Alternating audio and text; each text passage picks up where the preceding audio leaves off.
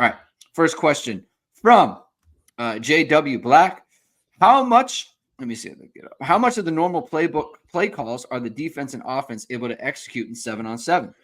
Ergo, will the defense simulate any blitzes? Main question is whether 7-on-7 enables learning the playbook close to the level of 11-on-11. And I think this question comes because we found out that from Gina Gaduli that Riley Leonard is doing 7-on-7. So he wants to know, or they, he or she, wants to know how much can Riley Leonard pick up from the playbook just doing 7-on-7, some of the pass concepts and things of that nature. So what do you think about this one, Jamie? Well, I mean, I guess some people don't know what 7-on-7 is. There's no line, right? So, I mean, simulate blitzes. No, because that's the whole point, is that there's not like pressure. They might, if there's a coverage that calls for someone to blitz with it, that guy might just step up and not be part of the coverage package. They might do that, but that guy's not rushing at the quarterback with no protection in front of him, right? So that's not how it works, right? So yeah, there is no like kind of simulated blitzes in terms of like actual pressure. No.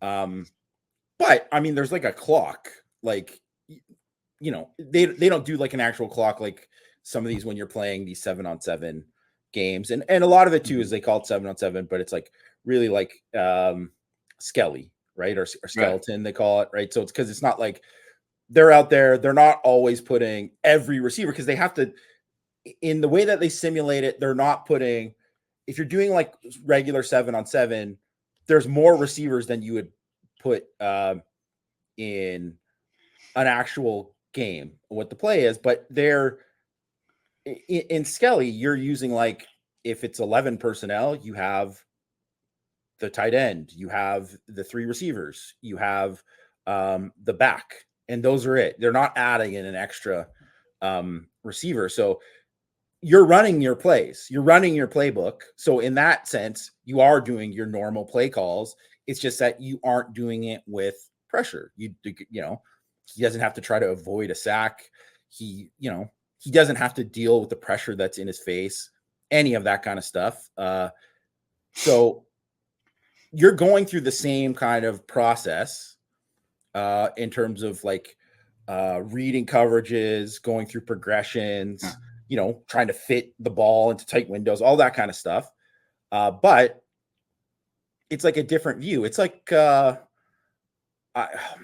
don't even know. It would be like, you know, when you're shooting around in basketball, or like doing a drill in basketball, but it's like a half court drill or whatever. A half court 3-on-3 is different than having the whole picture, right? Or you know, maybe you're doing a shooting drill without a defender in your face.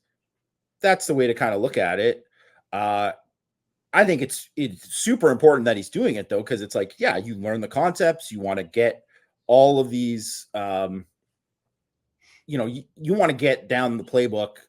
And I think actually, if you look at what Riley Leonard probably needs the most, it's like just those concepts and getting comfortable with everything and seeing coverages and reading things and getting chemistry with the receivers and all that kind of stuff. And I think that's what matters.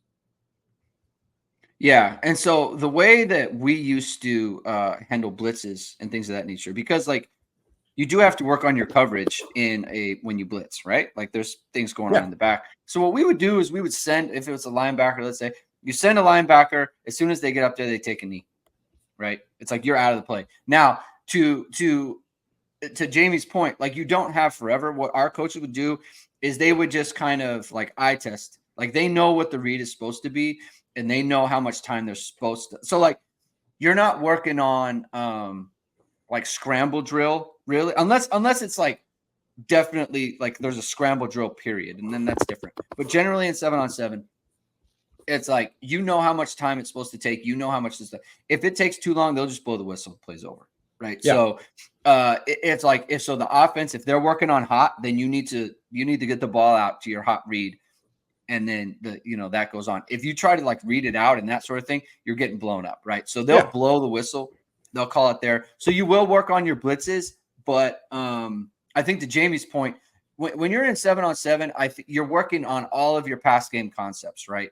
And sometimes they'll tell the defense like, hey, we want you in 3 cover, we want you in man under, we want you in 2 deep, we want you in spy coverage, and sometimes they just say, hey, the quarterback needs to be able to read this out, right? But to Jamie's point, like you're working on all of the timing aspects of it. You're working on the chemistry with the wide receivers. The wide receivers are working on their timing with how to get in and out of routes. So 7-on-7 in the spring and especially in install is very important. It's very important in the spring. It's very important in the fall camp. Once the season comes, then it's like, it's very much less like all of that stuff. Team, 7-on-7, like one-on-ones, like everything is scaled down in season because you're working more on install and specific concepts for the defense. So right now, the fact that Riley Leonard is able to do it, it's a very big deal, in my opinion, in terms of getting him up to speed with the offense and building chemistry within his wide receiver group.